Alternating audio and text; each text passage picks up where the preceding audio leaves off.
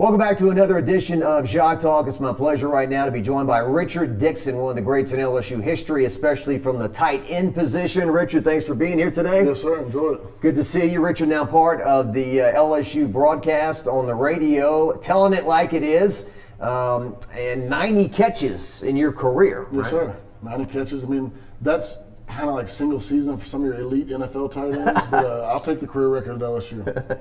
And two very big touchdowns in the national championship win against Ohio State. Yes, sir. If I remember correctly, you were pretty wide open. Yeah, we had a good black star, the trick play where Saron Black lined out at wide receiver and I lined out at tackle, and got pretty wide open on that one. And the second touchdown was just what I think I've scored 2 or 3 touchdowns on, the giant power pass. You know, the Jacob Hester 4 fourth downs in the Florida against Florida. Yeah. This giant power. That was our big run play, and we always had a pass play off of it that opens up pretty good. What a year, huh? 2007, all the last second finishes, whether it was Demetrius Byrd against Auburn. It was a stressful year. I mean, that was one that took it down to the wire on every game. It wasn't as, I'm trying to think, the 2019 team, they fell behind against Clemson in the national championship 17-7, and the Texas game was closed. The Texas game, the Auburn game was the one at home that they kept it somewhat close, but we pulled away in the fourth quarter. But 07, I mean, it was fly by the seat of your pants every week. Yeah, it felt like. I mean, our 2 losses that year in triple overtime. I mean, it was one of those times that, you know, a lot of people don't realize how hurt and banged up we got that year too. I mean, we come out of the season, we beat Mississippi State pretty good, then we throttled Virginia Tech in a big showdown. And after that, we had struggles staying healthy the rest of the season. I mean, Brett Helms got hurt, he had some back issues. Early Doucette was hurt, Matt Flynn got hurt. It was a year that, you know, when you talk about all the close games, and a lot of people talk about how lucky we were to be there with 2 losses, but we had a lot of people that were playing through injuries, and it was a year that we dealt with a lot of adversity. And the reinforcements always have to be ready, right? I mean, that's the big bonus of having a guy like Garrett Nussmeier backing up Jaden Daniels. I talked to Ryan Parallew the other day, and without Ryan, you don't win the national championship. We don't win the SEC championship without Ryan in that game, and Ryan comes out and plays a big game. You know, I don't know how these teams do it with the transferring these days. I mean, we were scared to transfer because the amount of time you had to sit out, and you just didn't want to do it. But now it's like if a quarterback doesn't play, I mean, Walker Howard left after his freshman year. I mean, it would bother me as a coach knowing that it is so hard to keep, you know, talented backups on your team. Well, and you're hearing all sorts of things about is playing time being dictated by NIL. You know, we invested this much. You know, I mean, look, the NIL is what it is. We were all for it. I don't think we're for what it is now. You know, we thought that when LSU was going to go make me sit and dressed up in my uniform and sit down in the chair for 3 hours, and kids were paying $50 a ticket to get in there and sign autographs. Yeah, everybody was making money. So we were like, oh, you want to go sell your autograph for $5,000 for 2 hours or whatever? That's what we were really thinking it was going to be, you know, stuff like that. We never thought it was going to be these deals before they even get on campus. I mean, I don't like NIL as far as playing a part in recruiting. Right, and you get a guy on your campus, and I think Lane Kiffin talked about this at SEC Media Days. He's only really yours for a matter of months before he can decide, hey, I don't like it here. He can take a paycheck and leave. I mean, it's gotten. You saw what happened with the guy at Florida that ended up transferring. It was a big NIL deal that they signed. He got there, it was falling apart, so he puts himself in the transfer portal. Quentin Ewers took a big. The only reason he didn't go to Texas out of high school is because it wasn't legal there yet. He went to Ohio State, got paid, got his money, turned around, came back to Texas. I mean, it's a tough situation. We need to find the happy medium. Like the other day I saw Tommy Hodson. He was one of the pregame captains who was one of my childhood heroes. The first LSU games I ever went to, Tommy Hodson was a quarterback, and I joked with him. I said, you know how many number 13 jerseys got sold between 1986 and 1989 because you were wearing it? And he said, yeah, man, I didn't even have a car back then. Exactly. I mean, this was like the guy with the Hollywood good looks and the biggest guy on campus. And he said, me and the guys, we'd wait for the dollar day at McDonald's to all go because, you know, we didn't have any money. Well, I'll tell you what shined the biggest light on that to me is what Leonard Fournette's sophomore year maybe, when they were going to go play in South Carolina, they had the floods, and then they came back, played in Tiger Stadium. They auctioned off his jersey for like $200,000. Okay, his name and his jersey's worth something, you know. It was for charity, I think. It was for charity, but still, that's an expensive jersey. Give him 5% maybe, or 10% or something like that, and then obviously the guy who missed it by that much was Joe Burrow. I mean, You wonder too, though, were those guys mature enough to handle all that at the time, or would it? That's a big part of it. I mean, what I've always said, we've had these conversations since I was playing. If we were able to get paid money, I think the coolest thing they could do is, which is hard, if they could put that money in some type of fund, but they taught them money management. You had a lot of financial advisors come in. You had classes built around how to protect your money, use your money, spend your money. And teach those guys. I think it would be a great tool for those guys to go to the NFL. And you get your first check.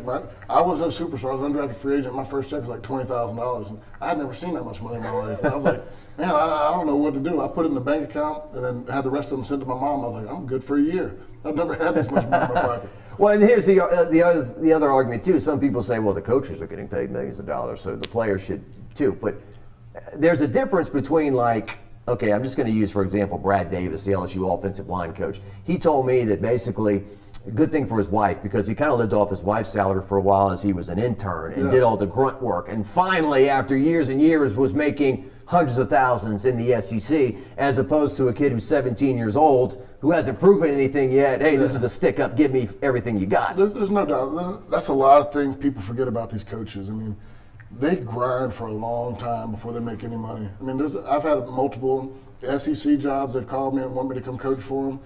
I figured out the pay, and I was like, I can't live off that right now. I got 3 kids. There's no way I could go do it. I mean, trust me, my heart and passion is football, but I got to make money too. And it takes a long time for those guys to get there to where you're making, Brad Davis money, just SEC money. Because those guys, they win a long time, and you don't know if you're going to make it. I mean, I got a lot of buddies that went down the GA route, started it, and then bailed out eventually. So I think those guys earn their money. The college kids, I think they're worth their money, but I think it's got to be earned. I don't like this recruiting. You shouldn't be paid off what you did on your high school football field. Yeah. And somebody out there, I'm sure, is screaming, well, market value, pay them what they're worth and this and that. I just have a... But it's not what they're worth. It's the biggest booster with the biggest pockets that want that kid on their team. I mean, and you're buying stars at that point. They don't know how good they are. The people spending this money don't know how good he was in high school, Yeah. Well, and it just feels icky, right? And then some people can say, well, it's always been icky. It just wasn't out in the public as much as it is now. But we were getting free cleats and free gloves to sway us to come to college when I was playing. I mean, there was no money.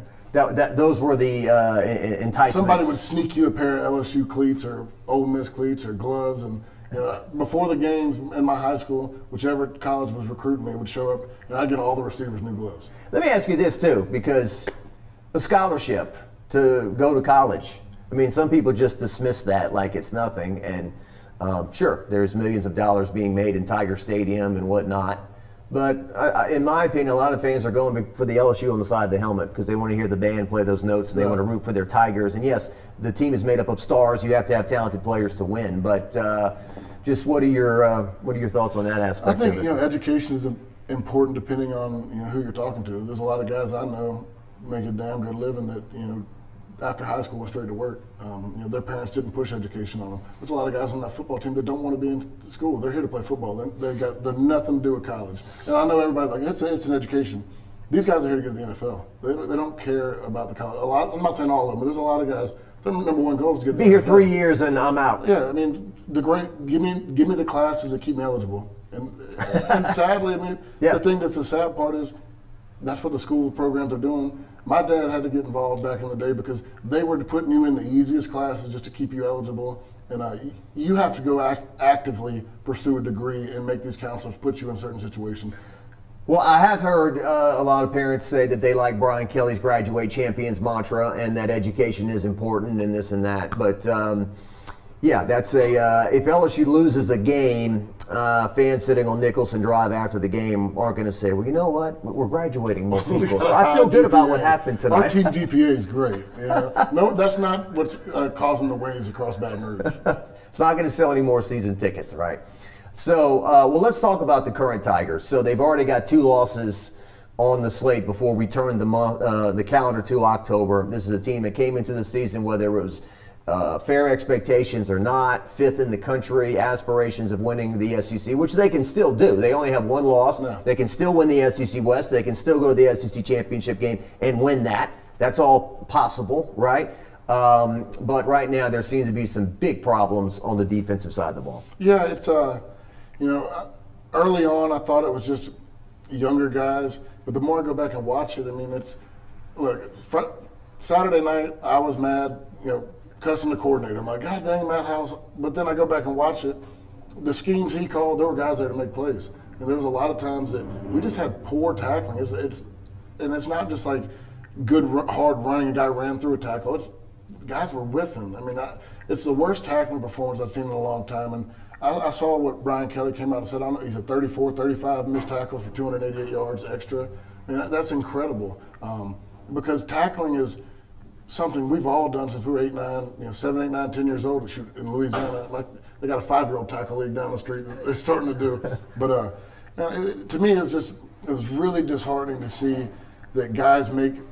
You have 8 guys do something good and 3 guys mess it up. Yeah. And it seems like we're doing that on every play. It's you got 8 or 9 guys doing it good, or 1 or 2 making a mistake, and it's that goes back towards the coaching. The scheme's good, but why are they not understanding what you're asking them to do? Yeah, LaTerrence Welsh, hate to point out, I mean, there was one he whiffed on, and I counted it off. It cost him 50 yards. Yeah. It was literally a 50-yard missed tackle. There was one with Greg Penn missed a big run early on, I think the second touchdown, or second or third. He went to go fill the gap, and he just took a bad step. The guy swiped by him, and he was gone for another 40 yards. I mean, they're big plays. If you go back and watch, there were opportunities to be stopped in the line of scrimmage. Yeah, it almost felt like they were going against air at times. Like they were in that post play, no pressure. Guy hits him, Jackson dart. All that was, I mean, that's a 2 deep high. You got both safeties, and I don't know the techniques that are being taught, but they were both playing outside the hashes. Which, if they're going to play outside the hashes, you got to get linebacker depth. And Greg Penn and them sat back at 5-7 yards and let the entire middle of the field open. Well, and that was kind of my first question at the press conference the other day, which I didn't execute as properly as I would have wanted to with the follow-up. I just thought he would give me a quick yes. I asked Coach Kelly, was Matt House and the defense a big reason why you won 10 games last year? I just thought he'd say yes. And then I'd say, well, okay, obviously he didn't forget how to coach. A lot of fans are upset about Matt House this year. Because last year they really did a good job, right? Alabama, Ole Miss. We had good moments last year, but if you can go back and look at the last 4 games last year, they were scoring 31, 38, 40. They struggled down the stretch. Down the stretch, they were definitely high scoring. And then early on, I mean, Ole Miss jumped on them quick. It seems like last year we made a lot of second half adjustments that we might start out slow, but wherever they got in the locker room. Like Dave Aranda did. They slowed it down and usually were able to make stops in the second half. But, I thought that as well. I went back and looked at it. I think we're 117th. We finished the last year at 41 in total defense, which isn't great. But if you're going to play an offense like this, because I think in 2019 our defense was in the 30s. But when you have a prolific offense like that, moving the ball so fast, you're going to see those defensive numbers creep up. But you have to play a semblance of complimentary football for this offense that's on fire. The way this offense is playing right now, if we were the 40th best defense in the country, we'd be number 1. I mean, there's no way anybody would be talking about stopping us. And I'm looking at some of the stats. I can't break down football as well as this guy can, but when your 2 leading tacklers are safeties, that's a problem. That's bad. That means they're Major Burns, second yeah. And it's one thing if they were making blitzing tackles and hitting them at the line of scrimmage. They're saving touchdown tackles, and that's never what you want to see. You want your leading tacklers to be your front 7. Those are the guys that are stopping it, meaning you're getting in short yardage situations. Right now, I mean, there are leading tacklers, and they probably also lead in missed tackles. I mean, those 2 guys miss a lot of tackles that have caused these big plays. And then, Omar Spates was the big offseason pickup. Yeah. This was if we're an NFL team, we got our all-pro linebacker we're plugging in after losing Baskerville and some of those guys, right? And he's been hurt some, and it just hasn't translated. I think he's got 13 tackles so far, no tackles for loss, and no quarterback sacks. I'm not trying to point a finger or whatever, but look, we're just objectively breaking down what's going on. In my opinion, we get more production with Weeks in there. With 40. The 40 weeks. The 40 weeks. Yeah, I know. I've had to go back and check it myself. West is the older brother. Witt is the younger, and I think there's another one. That's why I stick to numbers half the time, 40 or whatever it is. I love the kid. To me, he's the Harold Perkins of last year. He's what's flashing right now. When I'll go back and watch the film, Harold got on the scene, and he's what you watch defense to watch Harold last year. You saw the plays he was making. He's the one that caught your eye. And this year, the only guy that's catching my eye is Weeks. I mean, he's making big plays. And I understand he's a freshman, and I know Brian Kelly puts a lot of emphasis with Harold Perkins last year. he wants to learn the whole defense before he gets out there and lets you guys go. But when Weeks is in there, he is the most instinctive football player we have on defense right now. Yeah, I don't think he got in the other night till 21, 28 points were on the board. Yeah, and then I don't get Deshaun Womack not getting. I don't think he got a rep. He might have got one or two. I didn't see him out there. At this point in the game, I'm like, put the guys out there that flash. I mean, if you're worried about miscues and not understanding the defense, well, it doesn't look like the guys out there right now are understanding that much better. I'd rather put the more talented guys and the guys that are flashing. Yeah, Womack did well against Arkansas in his handful of snaps, and then he didn't play. And then Coach did say he was available. Deuce Chestnut, I'm assuming, was some sort of disciplinary issue. He got left behind. That's the only thing I could think of. I mean, it's happened a couple times this year. The guys that don't show up on the injury report, you don't hear anything about them all week, and then all of a sudden they just don't show up for the game. So I don't know if that's a secret disciplinary deal, but I mean, Deuce Chestnut's had his problems, but he's a guy that if you go back and watch, he doesn't get beat. He's got bad technique. He doesn't turn his head, look for the ball, and make a play on the ball, but he's usually in a tight coverage. He's shorter, though. Yeah, he's a shorter guy.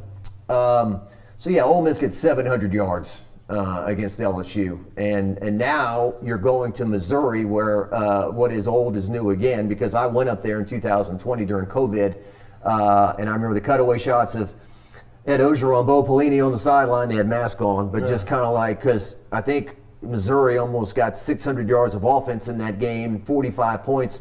Connor Bazelak, I think, was the quarterback. Good. What's big net? Well, I had to look it up. Looked it up today. But he threw for like 400 yards and 4 touchdowns. That was him and Miles Brennan going back and forth down the field for a while until Miles got hurt. That's right. Yeah. That's right. I guess that was the last down of college football for Miles Brennan. Yeah. He played in spring games after that, but he never got back on the field. I mean, that's what me and Matt Flynn played golf yesterday in the Matt Flynn Open, his little charity golf tournament. And we were talking about that. Like, I love watching Miles play. He's one of those guys that is always going to be what could have been for us. Because I mean, you love Joe Burrow, but it was kind of like now. You got Jaden Daniels and you got Nussmeier. And when we go out there and watch Nuss, I'm like, I really like watching him throw the ball. He's going to do something special. And that's exactly how we were with Miles Brennan. And we're just yesterday afternoon, we're like, we're never going to know. We wanted to see that guy get out there and have a full season. Well, we're putting together we've put it together. It's going to air soon, a documentary on Cecil Collins, which is one of the biggest probably. Everybody's talking about that. Oh, are they? Yeah, I've heard a lot of people talk about it. I'm excited. I want to go see it. Well, good. Well, thank you. I appreciate that. It's going to air October 15th on Channel 9 at 10 o'clock, and it'll be on YouTube and on WAFB.com. Cecil a lot different than Miles. Cecil had some off-the-field issues and spent a lot of time in prison, but the same kind of what could have been. I think, Cecil played 3.5 games at LSU, and then Miles Brennan basically played those 3 games at LSU. Very similar. Yeah. And they always said that he did have a stronger arm than Joe Burrow. He had a way stronger arm. I mean, Miles Brennan's had the best arm come through here in a long time. I mean, that's why when we went out there and watched him sling it, I mean, if you knew nothing about the quarterbacks, didn't see any game film, didn't know their name, you said he's a better quarterback, just off his pure throwing motion and his throwing ability. Now, Joe's just a complete baller in every aspect of the game, and he brings so much more to it. But pure arm talent, it wasn't much more better than Miles Brennan. Yeah, it would have been interesting. He fell before 2021, and Max Johnson started. Yes. Miles Brennan, when he tripped on some stairs or something, a flip-flop or whatever. Oh, he's getting off his boat. Getting off the boat. Getting off and breaking his arm. Right, and he missed the entire whole season. So if that doesn't happen, and I don't know if he would have beat out Max Johnson or not, but if he starts in 2021, what's different, what's not, I don't know. No. But yeah, good points. So anything else on the defense before we talk some more about the offense? The guys got to get out there and be comfortable. I don't know if they're asking too much of them. I saw a lot in this last game. It's like everybody was looking to the sideline up until the last second. There was a lot of time the ball was snapped with guys looking at the sideline. Maybe they got to clean up communication. I don't know if they were scratching their head trying to figure out something out. Calls were getting in late. But they just got to play a cleaner, faster, more simple game. They brought in Pete Jenkins, the Obi-Wan Kenobi, so to speak. He coached me in high school. I've known Pete so long. Did he? So my high school defense coordinator and Pete coached together, I think, way back in the day in either Nichols or something, a smaller Louisiana college. And so my high school camp, they used to bring me over to the O-line, D-line camp that Pete Jenkins runs in Thibodeau. And so I would spend my whole sophomore, junior, and senior year before I got to LSU with Pete Jenkins. So he goes back to like 1980. Carl Dunbar, he was his coach. I mean, I worked with him and Carl. Anybody and everybody in the NFL, college football, their defensive line coaches know who Pete Jenkins is. He's one of the greats of the game. 82 years old. I saw him leaving the football ops yesterday after we did our player interviews. Told him hello, had a brief, exchange with him there. He's very tight with Steve Schneider, our retiring sports director here. And I don't know what kind of impact you can have. He's not out on the practice field, or he's not supposed to be coaching. And I don't know if it's a case of they're sitting in a room and he's looking at film and he's giving him some pointers. He's going to go in there and, he can look and see what they're not doing. He can give them drills, give them pointers, give them ideas, maybe work with the D-line coach, defensive coordinator on maybe different stunt packages and twists that the D-lines could work on. But like you said, he can't get out on the field and actually work with them. And in all honesty, it's too late in the season to make major improvement in your physical ability as a defensive tackle. Well, and along those lines, these people that want their pound of flesh and say, fire Matt House, I mean, what good could come out of firing a defensive coordinator in the middle of the season? Well, there's nothing that can come out of it right now. It just, everybody's angry. Everybody was cussing Matt House Saturday night, but you go back and watch the film, it's a lot on the players. And I think when Brian Kelly, everybody knows that this is not the youthful, inexperienced team that he keeps talking about. I mean, Hannah Griff did it. I think T-Bob did it. They got 18 starters that combined on average 29 college football games played. They're getting in the snaps, but it's easier to say that than these kids aren't playing well. Right. And there's nothing really that Brian Kelly can say at a press conference that's going to make anybody feel better, right? I mean, we do our best to ask the questions that people want and do our best, but sometimes you ask a question like, and the answer. It's like ask about Matt House, and you ask about Matt House, and he says we have the utmost confidence in him, and we're going to rally behind him, and then they say, well, what did you think he was going to say? So it's like you can't win for losing. No, you can't. So until they improve on the field, it doesn't matter. Exactly. With a press conference. My favorite interviews are press conferences because I know you're asking questions that you already know what the answer is going to be, and you're just hearing it play out because it's coach talk. Everybody knows how to. We've all been taught how to answer questions. We took classes on how to answer questions to the media. Yeah. They teach you what to say, what not to say.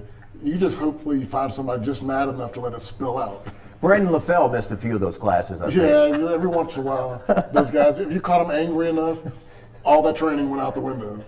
Every now and then we'd hear, well, Brandon's not coming to interviews this week. He's been, sent to the corner because he said something he shouldn't have last week. And love you, Brandon. Just kidding about, things that happened 16 years ago or whatever. But me and Brandon talked about those things before. So okay, Pete Jenkins, we'll see what he can do with the defensive line because, look, another guy like Mason Smith is coming off a major knee injury. He had another injury during fall camp. I think that's maybe one of the more shocking things that's transpired is that he hasn't been there. And I think, a guy like Pete Jenkins can help Mason. Mason's playing with bad technique right now. Mason's playing way too high. When you're that big of it reminds me of, Al Woods. We go back to Al Woods, one of my favorite people in the world. But Al struggled getting on the field early on because he's such a big guy. He was so dominant at a lower level that he didn't have to play with great technique. And that took Al a long time to work on his pad leverage and get down. And when I watch Mason Smith right now, I'm watching guys beat him one-on-one that should never beat a guy like Mason Smith. And I think it's just that, being out of football for a year, dealing with the injuries, he's just gotten a little bit off the focus of his technique and he's playing with too high a pad level. Al Woods, one of the biggest recruits in LSU history by the star system. He's the only guy from our recruiting class still playing in the NFL right now, I think. He's still with I know he's with the Jets, and I don't know if anybody else is still playing. It's one of those stories that surprises a lot of people, right? Because his LSU career was fine, but it didn't. Well, he got drafted by us. He was like the first. Everybody talking about Saints don't draft LSU players. They drafted Al Woods and cut him in the third week of training camp. That's right. He got fourth or fifth round pick, I think. Yeah, he got cut early on. And everybody was like, God dang. They finally draft an LSU guy, and he gets cut after 3 weeks. And here we are now, 10, 11 years later, he's still playing in the NFL. He's still playing in the NFL. And Danielle Hunter was another guy whose college career, from day one when Danielle Hunter stepped on campus, he looked like the Terminator. Like he had veins popping out of his neck and his arms, like, holy cow, look at this guy. And the stats weren't huge, but then in the NFL, he became an all-pro. Yeah, there was another one you might remember. I think he played with my brother. It was a wide receiver that never caught a pass in an LSU game and got drafted by Cincinnati, I believe. Oh, the Kadron Boone, right? Boone? Maybe, I can't remember his Special name. teams? Yeah, special teams, and he gets there and starts playing. It's just crazy how some of these guys are late bloomers. Yeah. And so Savion Jones, another one who flashed against Mississippi State. He's one I'm waiting to see. Savion looks the part, but when I go watch him, he's really stiff-hipped. He can't flip his hips and get underneath the guy. And that's something that, what Pete Jenkins can work on. There's a lot of technique issues that he can go in there. I say Pete Jenkins coached me since I was 14 years old, but I see those things, and I know that's something that Pete's going to harp on, and Pete can fix those little things. Mekhi Wingo has become kind of like one of the faces of the team. Yeah. He does interviews all the time. He's kind of a spokesperson. He was the one defensive guy they brought after that game against Ole Miss the other night. They brought him again yesterday. So he's returning to Missouri where his career started, and so that'll be an interesting storyline. So, he's there on the D-line. Mekhi's great. But Mekhi was worn down at the end of that game. He plays with such effort and such, passion. He's a great guy to watch. I wish some of those guys could learn from that and translate that effort and attitude towards it. Well, that was supposed to be the difference this year because, last year, the A&M game, for example, the regular season finale, LSU is getting gassed and pushed around when guys like Mekhi Wingo are having to play as many snaps as they had to play. This year, they were supposed to have more reinforcements, more rolling guys in and out. Jordan Jefferson, yeah, number 99. Number 99. I love the way he plays. I don't understand some of the decision making on playing time because I don't think he got 9 or 10 snaps in the game against Ole Miss the other night. And when I watch him play, he's the next best thing to Mekhi, in my opinion. Mekhi and Jordan Jefferson should be the starters. I know Mason's got more upside, but right now Jordan Jefferson's a better defensive tackle. And I would love to see them two in there and mix it up a little bit more. I think some people out there may agree with you, and then hopefully, Mason can rally, and then by the end of the year be impactful. After a year, I've blown my knee out before. I've blown it out 2 or 3 times. It takes a while to build the mental side of getting so much more comfortable to it. I can remember it was like a ghost was tackling me when I first came back from my ACL. I'd go to make a cut going upfield and fall down just because mentally I didn't think my knee was strong enough to do it. And so, there's some of that with him, just getting the mental side back. But he's going to be fine. He's got so much tools. He just got to refine his technique. Trip down memory lane before we let you go, and I guess we can incorporate this in the offense too. Well, just real quick, Mason Taylor at the tight end spot. He, as a true sophomore, really impactful as a tight end, right? I haven't really watched the blocking. I know that he bulked up to be better in the blocking aspect of things, but since he's been a true freshman, he's been an impact player. No, he's been great. He's way more physically gifted than I was to play that position. I'd love to have that size, frame, and that athletic ability. But he's got some good genes, maybe. He's got some pretty dang good genes. My dad and mom worked at a plant down in Mississippi. I didn't have those genes. Love you, mom and dad, but he's just so physical. He needs to work on the blocking. I think that's something that he's never been asked to do. When you're that type of guy coming out of high school, he was a big receiver a lot of the time, and he was so much more bigger and stronger than those guys. You didn't have to have great technique in blocking. I'd probably rate him out at a D+, C- in blocking right now, but as an A- receiver. He's got so much ability there.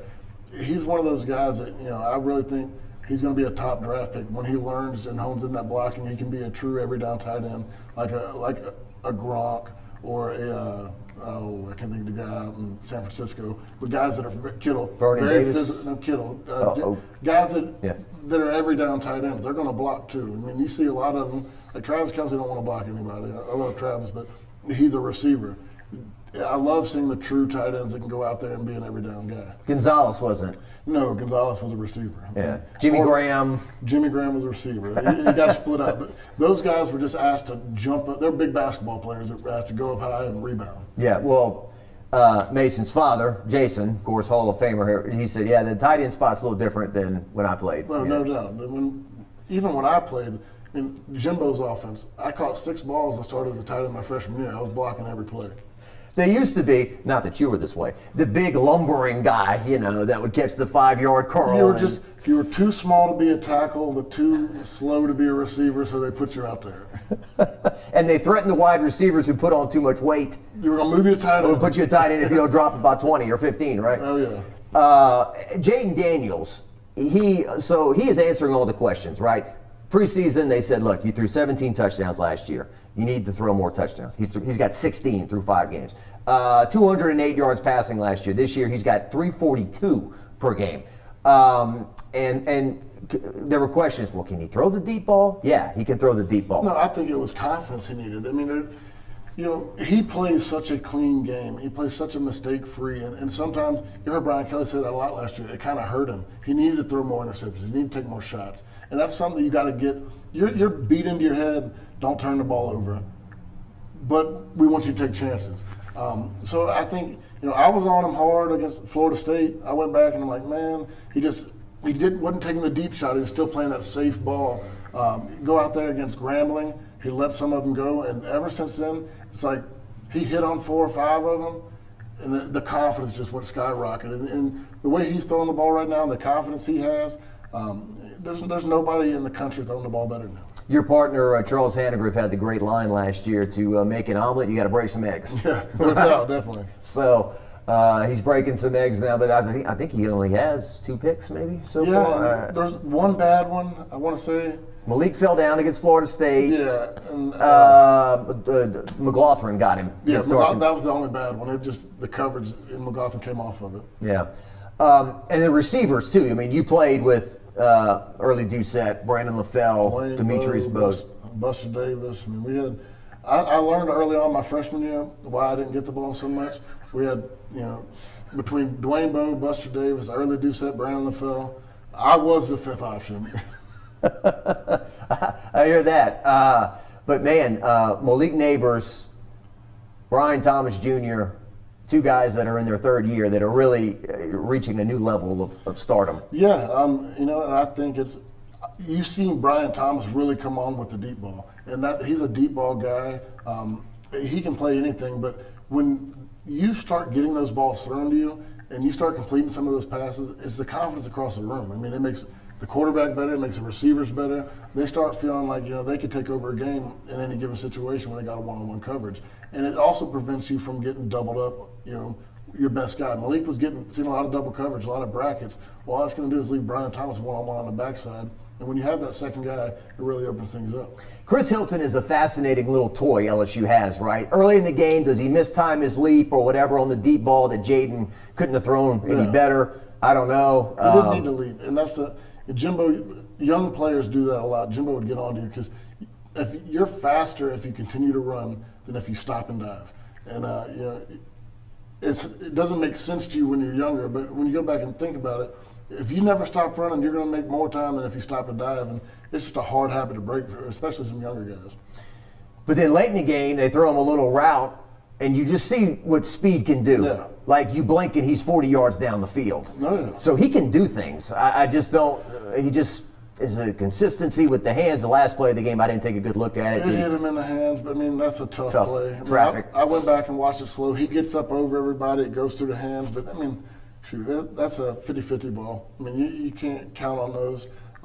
With Chris, he needs to polish his route running a little bit better. He's fast, he's tall, he looks the part. We've seen him make great plays.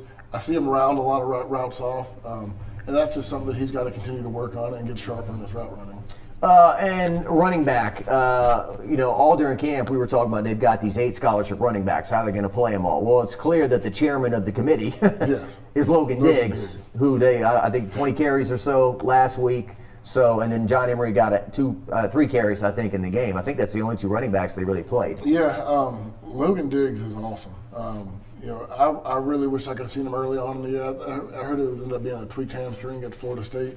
But since he's came in there, he runs just so hard. He makes the hard yards. He gets skinny. He gets in the gaps. He's one of those guys that you feel confident. He's never going to get stopped for a no gain. It feels like he's going to find a way to fall forward. And he's just so quick. I've really enjoyed watching him play. He's been a fun running back, and his hands come out the backfield. He's really fun to watch. I saw Josh Williams the other day after the Arkansas game. I said, "Hey man, 1 carry, 41 yards. I would like to see maybe 2 carries." And he's like, and he, typical Josh Williams. We got the W. That's all. That's all that matters. But you don't play guys for sentimental reasons. You play guys that give you the best chance to win. I would like to see a guy like that who has, been the ultimate team guy get maybe involved if they can. And then you got a guy like Trey Bradford who caught the first pass of the season. Yeah. He's like going into witness protection. I have no clue. He was one that was, we were all excited. I mean, him going, he got here, left, came back. He's got such an explosive ability. But man, once Diggs got in there, Diggs, I'd like to see Caleb Jackson more just because the way he runs like the guys I'm used to. He runs like the Charles Scotts, the Keelan, the big backs that we just grew up, loving there. I love to see it, but Logan Diggs right now, he's our best back. I'd like to see him mix in a little bit more. Caleb. Oh yeah, Caleb's fun to watch. Yeah, I mean it goes back to he's got to learn. Like Coach Kelly even said, he's learning the rules of football too, to an extent. He doesn't understand some things, but the pass pro. You can teach anybody. I got 5-year-olds playing flag football that we teach. Here's the ball, run. Here's the ball. you can teach them a couple plays that they're going to be comfortable with.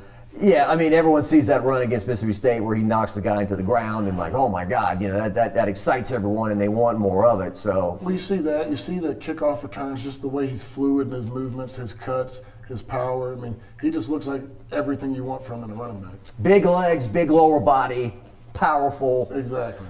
Kid. And then John Emery, maybe I want to see John and Emery play. I mean, he did some things last year that the other backs can't do, but maybe they're at a point now where it's your 5th year and John Emery's like one of those guys that it's like a slow play. You'll see 3 or 4 plays, not do very much, and you're just about to give up on him, and then he gets the ball and breaks one for 50 and does something just amazing, and everybody's like, okay, why can you see more of that? That's very well put. Now wrapping up on your career at LSU. So you played 2006 through 9, right? Yes, sir. So let me start this. This is kind of a complicated question. What Les Miles and his legacy has taken a hit the last couple of years. I think that when he was let go at LSU, I think everyone viewed him as a very good, successful coach who was stuck in his ways, that if he would have adapted, he would have continued to coach and maybe won more than one national championship. But now with some of the recent things, people's perspective on him has changed. Yeah. It's tough. He gave me and my brother full ride scholarships at LSU. So he put, for my family, put 2 of their kids through college. He did a lot for us. It's hard to see everything that's coming out now because you've never seen it playing for him. When we played for him, the way he talked to us, the way he held you accountable, I mean, he would bring you up to his office and get on to you about the little things and always keep you going. Was he hard-headed? Hell yes, he was hard-headed. I got in arguments with him every day. We would want to do something one way. I remember Coach Studd sitting there. I'm like, we need to block it this way. He's like, you were right, but while Les Miles is here, block it the way he wants it. When we get to the game, do it your way. It's how it needs to be done. But we would just tell him, okay, we'll do it that way, and then go back and do it a different way in the game. But I mean, he was old school, and I agree with you. I mean, there's not much. When Nick Saban hired Lane Kiffin, at the time, there wasn't much difference between LSU and Alabama football. Great defenses. We both ran the ball, hard-headed, and there were going to be a lot of low-scoring games. The difference was Nick saw that. He went out. I don't know if Lane Kiffin was the first one. They started spreading the ball out, and for some reason or another, he could never get past it. I mean, I think he tried. Everybody, once they saw Cam Newton, wanted a running quarterback. We went out and got like 3 running quarterbacks after that year, and it just never really worked out. So that was about as innovative as he got. But I hate to see where his legacy's gone now. Well, it's 32 victories that got vacated, and so it drops his winning percentage. And so was that all over the Vidal Alexander and some other things. I'm ad-libbing this, so I don't want to ad-lib my way into trouble, but what was going on with the local hospital and some other things. The local hospital, yeah. I'm going off memory from articles. I thought this thing went on for 10 years. The allegations of what was coming out. And then the lack of institutional control and different things going on, and then obviously the Hush Blackwell thing and the allegations of the sexual assault and all that stuff go on and on. It sucks to see that's how it ended because he did a lot for LSU. There's a lot of coaches that could have came in after Nick Saban and could have ran this thing into the ground. So for everybody that says, well, he won with Nick Saban's players, Nick Saban built this. You've seen a lot of programs go the opposite direction when a good coach leaves. So there's a lot of credit for him to maintain and still get you to another 2 national championships. I think there was something that played into his favor about his aloofness in the fact that he didn't have rabbit ears and wasn't going to the local chat rooms and reading about himself or listening to the radio that was talking bad about him. I mean, that was just, he was oblivious he did pay to all that stuff. Out of all the coaches that say we don't listen to that, I really don't think he listened to that because, I've been here with Orgeron and I've been on that radio and we got text message saying to change the subject. So I know that these other coaches are definitely listening to it because I've been there when a text message said, hey, commercial break, we can't talk about that anymore. So, but with Miles, it just seemed like he never paid attention to what was going on. It's just like he was going to do what he wanted to do, and he wasn't going to say, well, the fans think I should do this, or I'm getting a lot of heat because we did this, so I'm going to do that. I mean, it was never, which a coach should never listen to fans, right? I mean, you're getting paid millions for a reason. I know this, and don't talk to me 30 minutes after loss because I'm going to be blowing up everything, cussing everything. Talk to me about 48 hours later when I've settled back down and I can talk realistic about it. 2006 team is often brought up as one of the greatest teams that could have, should have won a national championship and didn't. Do you believe that?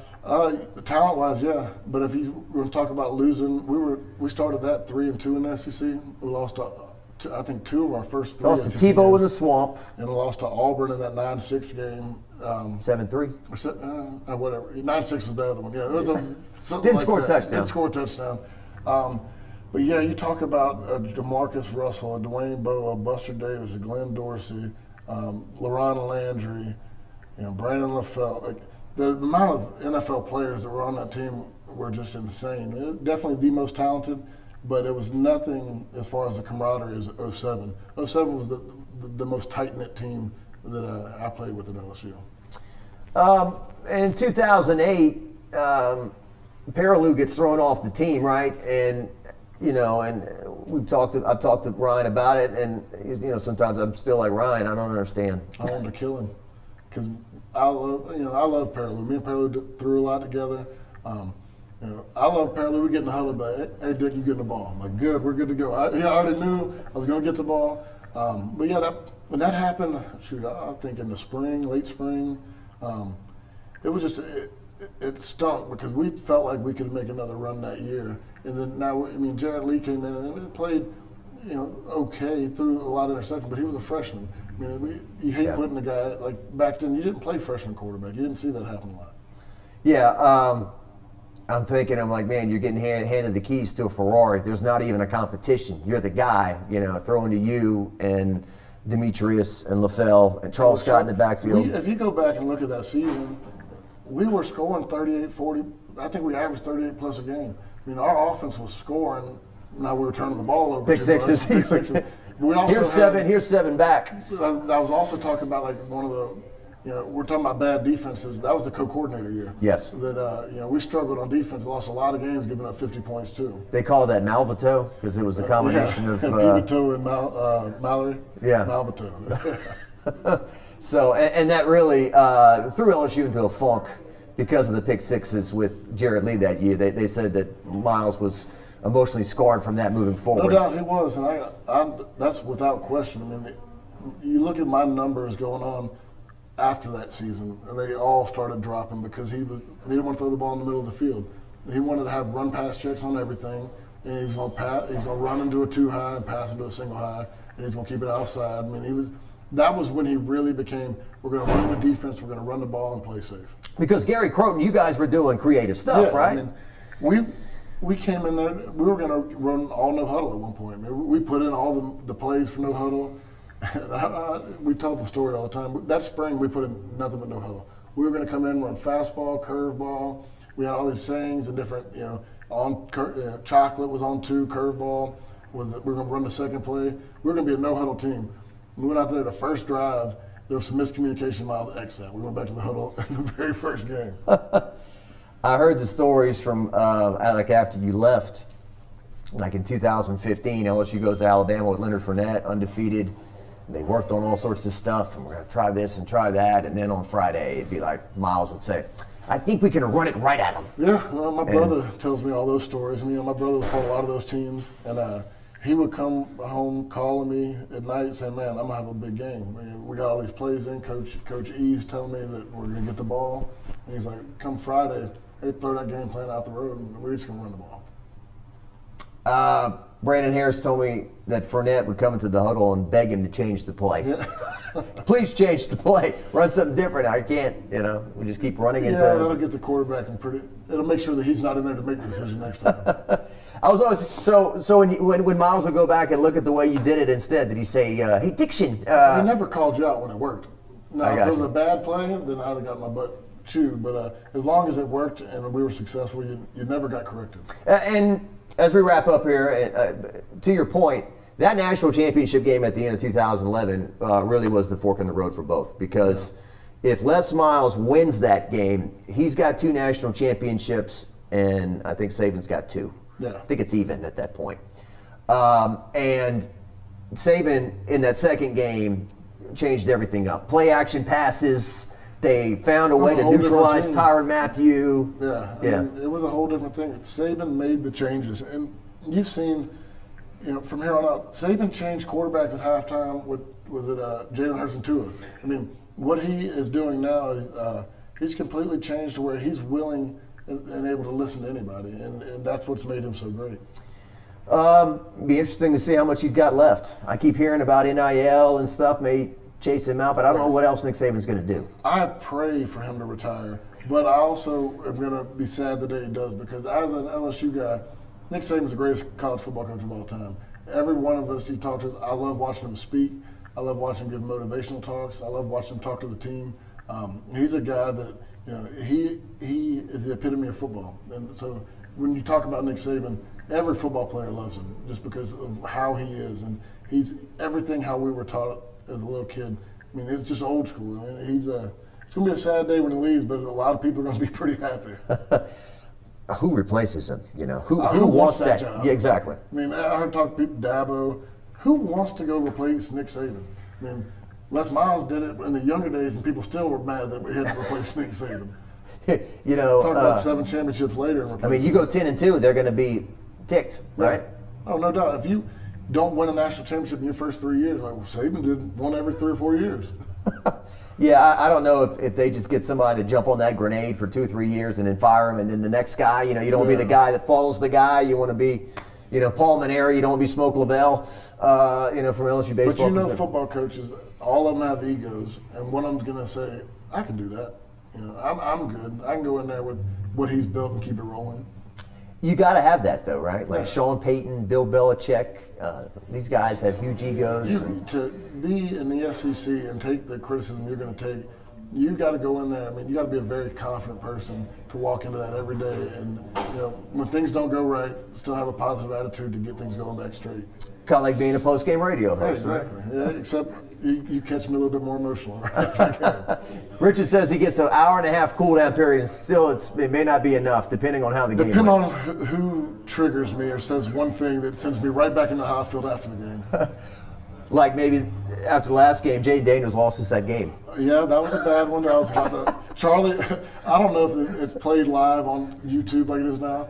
I was about to go. Charlie's just putting his hands like, stop. Don't keep going, because he knew where I was about to go with it. Richard Dickson, thanks so much, man. Yes, sir, man. Thanks for calling me. Appreciate you coming down. Of course, catch him. You do pregame too? I'll do like a 15-minute pregame with Charlie, and then I'll do an hour with him on Fridays over at Rufino's before we call that like our really pregame. Okay, and then postgame, obviously. Yep, so those night games, you're gonna go like 2 in the morning, huh? Yeah, I'm gonna get home about 2, and then we do the Handycast, Charlie's podcast, on Monday afternoon. So a lot more radio than I'm used to doing this year. There you go. Appreciate you, man. Yes, sir.